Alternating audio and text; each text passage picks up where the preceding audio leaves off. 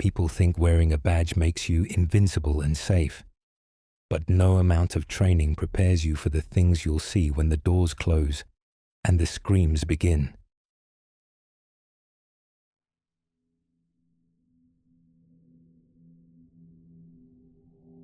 It started with a call from a concerned neighbor. She had noticed a strange, sour stench leaking from an old man's house. Something sharp and unnatural that hadn't been there before. Days had passed since anyone had seen him. No lights, no movement. Given the situation, it was a standard welfare check routine, straightforward, part of the job. No reason to expect anything out of the ordinary. The front door stood ajar, its lock long forgotten or broken. Pushing it open, I was hit by a suffocating wave, the air thick and heavy, soaked in the unmistakable scent of rot and neglect. Flies swarmed endlessly, their buzzing filling the silence like a sinister chorus. Every step I took deeper inside felt like moving through thick molasses, slow, resistant, as if the house itself was trying to hold me back. In the kitchen, the sink overflowed with a towering pile of dirty dishes, with each one cloaked in fuzzy mold, the remnants of meals long abandoned and forgotten. The air here grew heavier, thick with decay and something else, something metallic, almost sickly sweet. But it wasn't the kitchen that held my gaze. It was the basement door, slightly cracked open, just enough for a pale, flickering light to spill upward from the darkness below. That smell, pungent, almost tangible, was stronger here, crawling up my nostrils and settling deep in my chest.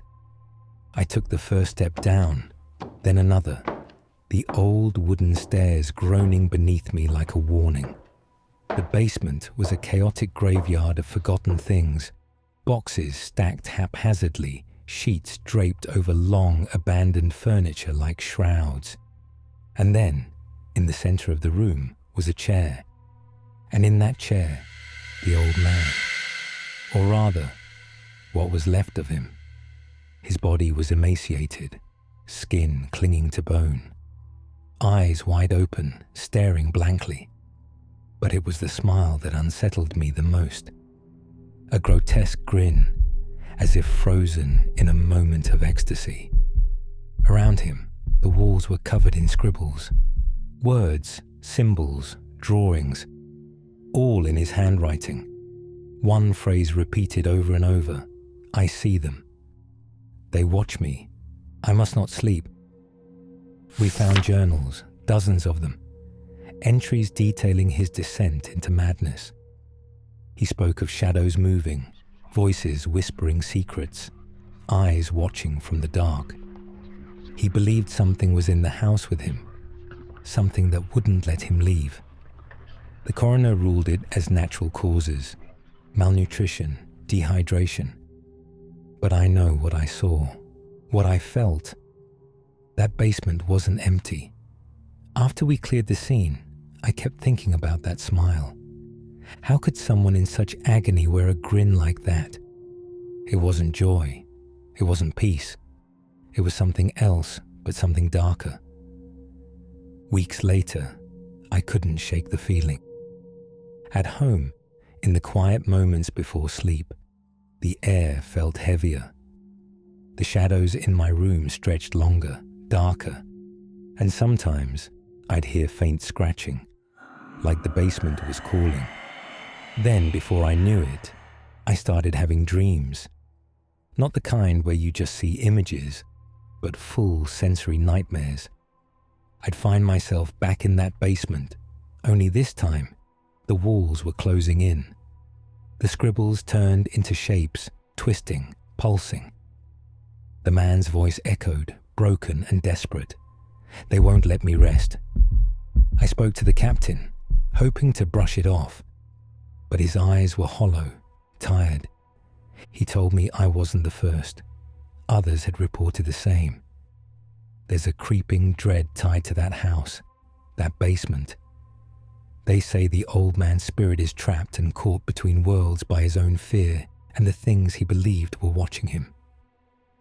I left the force soon after. Some things stay with you, not just memories, but the residue of terror. I don't know what truly lived in that basement, but I know what I felt, and sometimes, when the lights go out, I still hear those whispered warnings. They never left.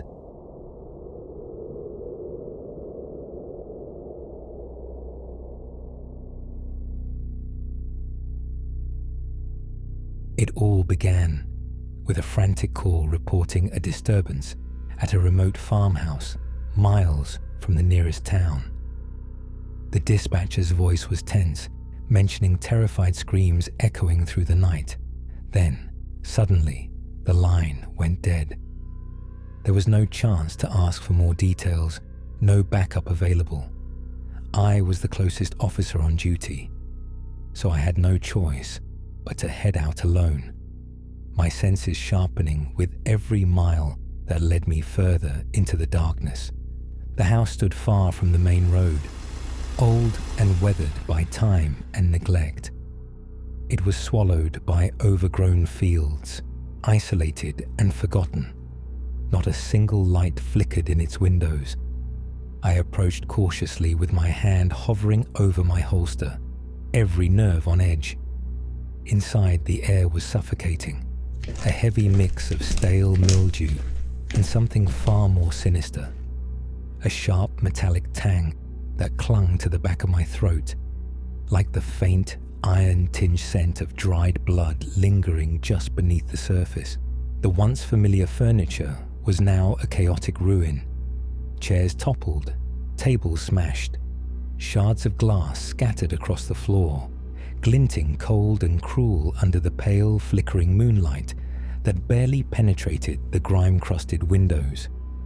Every surface told a story of violence, the walls marred by deep, jagged claw marks.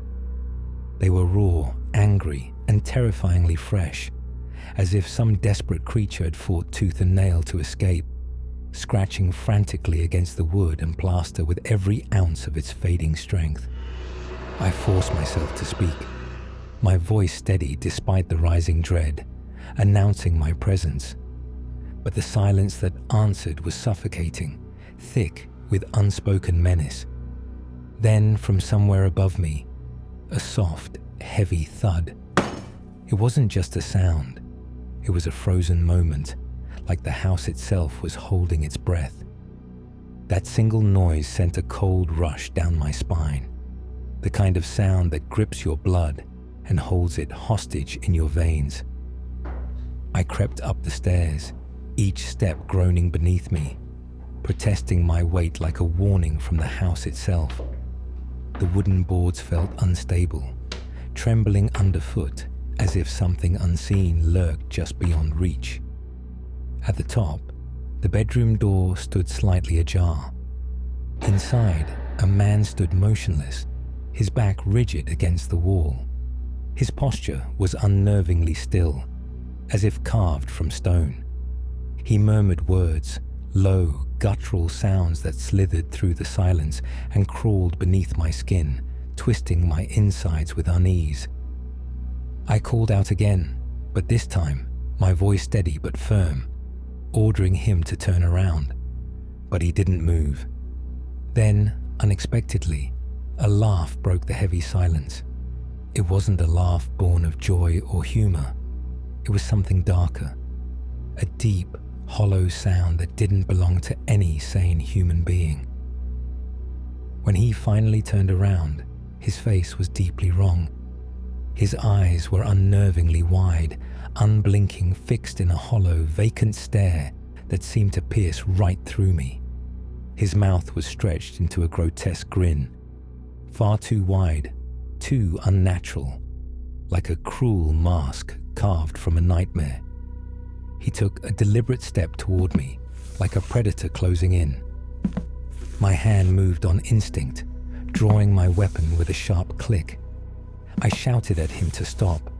My voice was so firm but shaking with a cold dread. But he didn't listen. I fired. He collapsed heavily onto the floor, but as I cautiously approached, his body convulsed violently, spasms that twisted his limbs in impossible ways. Then, impossibly, he rose again. The bullet wound was wide open, a dark, raw tear in his flesh. Yet no blood spilled onto the floor, just that sickening stillness, as if the wound itself was a hollow void. I didn't wait to see what happened next. I ran with my heart pounding, breath ragged, and every instinct screaming to escape. Back at the station, I filed my report, every word feeling surreal. But when investigators returned to the farmhouse, there was nothing. No house, no man. Only an empty, endless field, stretching cold and empty to the horizon. They told me it was stress, exhaustion playing tricks on my mind, that I had imagined the entire ordeal. But I know exactly what I saw. After that night, sleep became a stranger. Because no matter how tightly I clenched my eyes or how long I lay still in the dark, rest refused to come. The hollow eyes, those unblinking vacant sockets, haunted every corner of my mind. The grotesque, unnatural grin was burned into my memory like a brand. Sometimes, in the quietest hours of the night, just before dawn, I could hear footsteps, soft, deliberate, echoing just beyond my bedroom door. A faint whisper would curl and coil around my thoughts, like smoke slipping under the cracks. I had to force myself to rationalize it. Maybe it was exhaustion, the weight of the job pressing down, twisting reality. Or maybe it was loneliness gnawing at the edges of my sanity. But the harder I tried to convince myself, the stronger the presence felt, like invisible eyes watching me every second. It got to a point. I started seeing him everywhere, always at the edges of my vision, in the shifting shadows of narrow alleyways, reflected in darkened windows that flickered with streetlight, in the corner of my eye just before something moved away. Every time I dared to turn my head to confront him directly, there was nothing.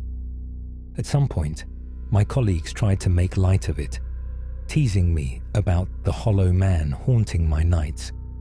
They called it stress-induced paranoia, a bad case of the job wearing me down. But I wasn't joking, because of what I saw. What I lived through wasn't just a trick of the mind. It was a warning.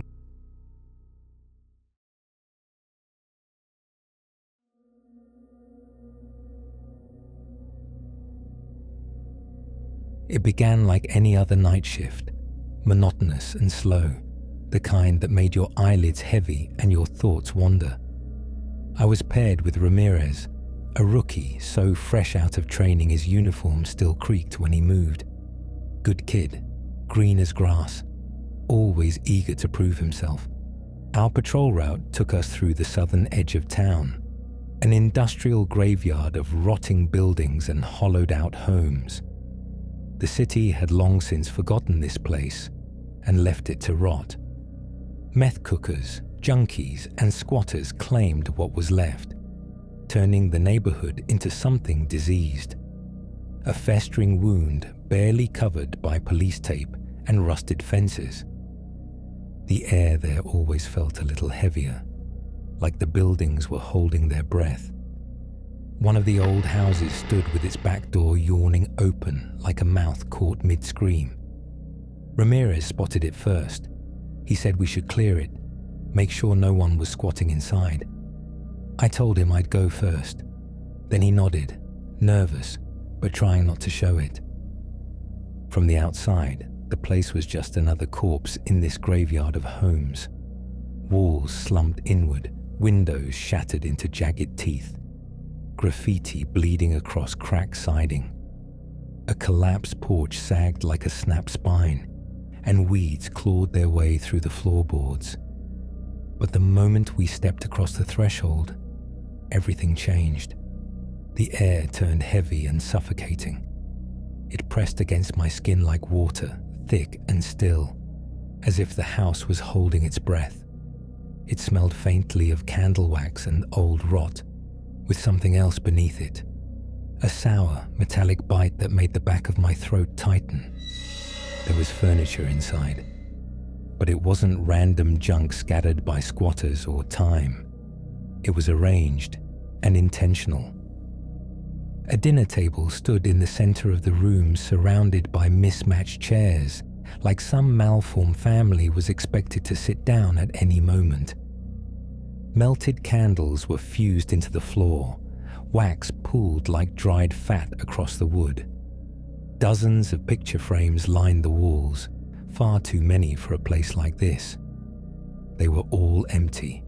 No photos, no artwork. Just cracked glass and bare backing boards staring back at us like blind eyes. Some were hung crookedly, others upside down, as if the person who placed them didn't know what they were for, only that homes were supposed to have them. It was like someone or something was trying to mimic the idea of a family home, but got it horribly wrong, just like a puppet imitating life, with no soul behind the effort, but a shadow trying to play house. Then we heard it, from the basement, a slow, breathy hum. No rhythm, no melody, just noise, low and nauseating. I told Ramirez to stay back, but of course he followed. The stairs creaked with every step. It smelled like rust and meat down there. That coppery bite you can't forget once you've smelled it. In the corner, hunched beneath a dangling bulb, were two figures. Pale skin, faces turned away, motionless. At first I thought of mannequins, but then one turned its head slowly. Its face was stretched into a smile unnaturally wide. The skin pulled so tight around its eyes, they bulged. And then the other turned too. Same expression and same empty smile. They didn't speak. They didn't move. Just stared at us, mouths stuck in a silent, grotesque grin. Ramirez whispered, "What the hell are they?" And I swear to God they heard him, because in perfect unison, they took a single step toward us. We ran, scrambled out so fast that I tripped and cracked my ribs on the doorframe. I didn't care. We never looked back. When backup came, the house was empty. Not a single trace of what we saw. But the weirdest part, the basement didn't exist. No stairs, no entry, just a concrete floor. Ramirez quit a week later. He said he kept seeing them in crowds, either behind windows, at the foot of his bed, always smiling. As for me, I stuck it out for 6 more months until I started seeing them too. That same face, those bulging eyes in my rearview mirror every single night. I tried everything to shake it. Is it therapy? Time off? I even moved cities thinking maybe distance would help, but it didn't matter. They followed. I'd be driving at night, and out of the corner of my eye, I'd catch a glimpse of something in the back seat. Not a figure, just the edge of that grin. Sometimes I'd hear humming from my vents, low and off-key, like a child trying to remember a tune they never learned properly. I stopped sleeping, and every time I closed my eyes, I'd dream of that basement. Only now, it wasn't 2 of them, but dozens.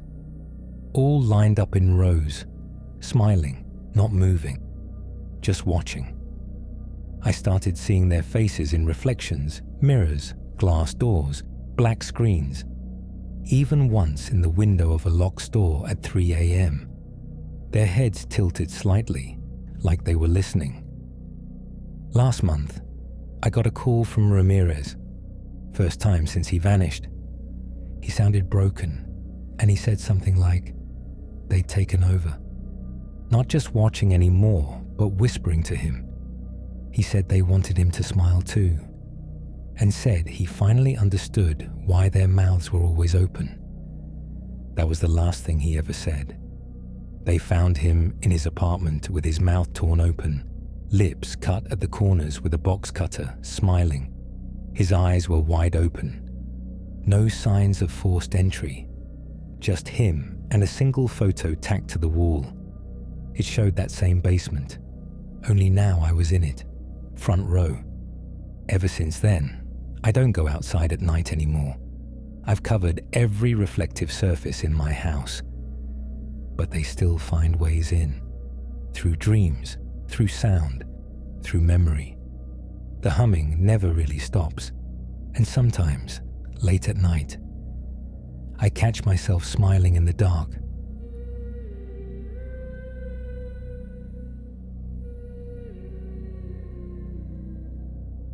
I got into law enforcement to serve and protect, but no one tells you what it really does to your mind.